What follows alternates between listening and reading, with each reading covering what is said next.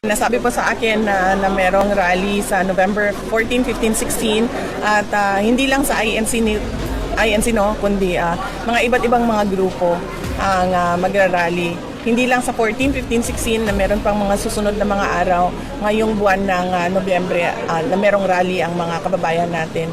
At suportado ko lahat ng galaw nila dahil malaki ang respeto na ibinibigay ko sa kalayaan ng mga tao na magsabi kung ano yung iniisip nila at nararamdaman nila.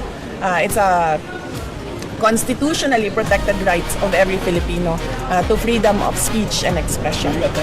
Hindi naman yung INC mismo ang nag-imbita sa akin, no? Madami sa mga kaibigan ko, kakilala ko ang pupunta at makikilahok doon sa malawakang rally. At sinasabihan nila ako na pwede akong sumama at sinasabi ko rin sa kanila na oo, pag magkaroon ng time, isasama ako.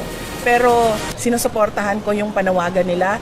In fact, kung maalala ninyo, as early as January 2024, nananawagan na ang maisog doon sa Davao City ng transparency, accountability, and peace and security. At ito din yung panawagan ng mas maraming kababayan na natin ngayon, hindi lang ng mga tiga Davao.